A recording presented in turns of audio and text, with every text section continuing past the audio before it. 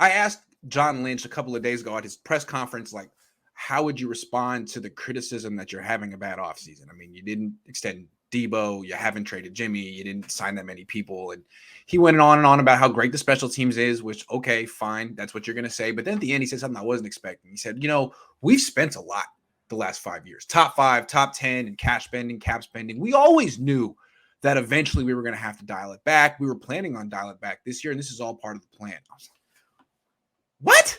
You just went to the NFC Championship game, and the plan is to dial it back? I've never heard that. I mean, I guess you just laid it out. It's because they're making this transition to Trey Lance, and they're really afraid that he's not ready to lead this team to the Super Bowl, I guess. Well, I don't want to.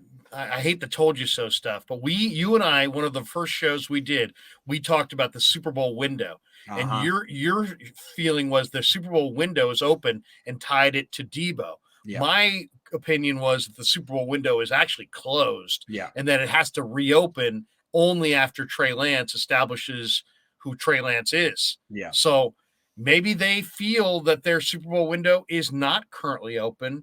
And this is the dial back year, but it just seems very odd considering they've got one of the more talented rosters and they were one step from the Super Bowl last year. But they may view it that way. It also seems like out of step with the trend. Like the trend right now is you get a quarterback. If you have a quarterback on a rookie deal and he's your starter, you increase your spending. Yeah. I mean, he's cheap. Go for it. Like make some purchases that are irresponsible. Things that, buy that Ferrari, get that house at the pool. You know what I mean? Do some things you shouldn't do because it's okay. You can sort of correct it in a few years. The Niners aren't doing that. You have a 4-year window of a cheap quarterback. They wasted year 1. They're not taking advantage of year 2. That's 50%. That's too bad. Yeah, I don't. That you're right. That goes against what other teams have done. Other teams have said, we're going to go with the young quarterback and we're going to try to make some expenditures around that young quarterback while he's super cheap and go for a title in that window. Yeah. If that's their plan, man, they're going about it in a very interesting way. Compare the Niners and the Dolphins. The Dolphins are their head coach is Kyle Shanahan's doppelganger. He's like the 5'6" version of Kyle Shanahan. They look different. They think the same. He goes over there, and what he does is he doesn't change the quarterback. Inherits Tua, says, okay, I'm just going to bring in the best supporting cast possible, and I'm going to spend a lot. I mean, he wasn't the GM, but that's the philosophy. You got Kyle, like, his hands are tied because of what? Parag, Jed, maybe Denise. Maybe Denise and John came down this year, and they're like, hey, we lost – our portfolio is not really what we want it to be. We're gonna take our foot off the gas this year. Like, okay, if that's what you said. The pandemic hurt us a little bit. We need it. Oh, all right. Well, that's what the York said. What are you going to do? We have examples of them being very willing to spend money. I mean, the Greenbrier. I mean, that's not exactly cheap.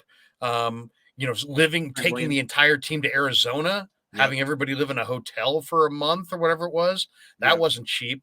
Maybe they felt like the pandemic forced them into expenditures that were unforeseen, and now they need to recoup some of that. I don't think it's the best plan, but just trying to understand the reasoning. I just never am moved when billionaires say they need to save a little money. To me, I always hear Oakland A's. I don't want to hear it. I don't want to hear it. So it doesn't seem like something Eddie DeBartolo ever would have said. Guys, I'm having a little bit. We got to save a little money this year. Like, are you kidding me? You got to even if you think it, don't say it, and then you'll make money. Yeah, the rule of thumb is never say it. Never say it. You might want to do. You want to go do it. You want to go save money. Go save money, but don't ever say it. Don't ever. How I interpreted it was basically Lynch was saying, "Look, it's not my fault. I didn't get the budget this year. I didn't get the Yorks didn't let me pay, so I did the best I could. I'm an employee here." Right. I mean, that's what he did in a sly way. Like, look, I mean, given the parameters I was shackled with, I improved specialty. What more do you want me to do? Okay. Well, it's almost Grant. It's very consistent with his lines on Debo. Yeah. The people that took away from that presser, they ain't trading Debo. They pointed to what John said. John said things that like, how do you trade a player like this? It's really hard. It's really difficult to let a player like this walk out the door. He didn't say he wasn't going to do it. He could have made the whole thing go away by saying, hey, what Steve Keim did. Kyler will not be traded. Not going to happen. That ends it. He didn't do that. So that tells me that he's going to be traded. I would agree. We got a couple of topics. Little Lord Stewie says, did Ray McLeod mess up the situation with Debo if Ray is playing wide receiver and punt returner?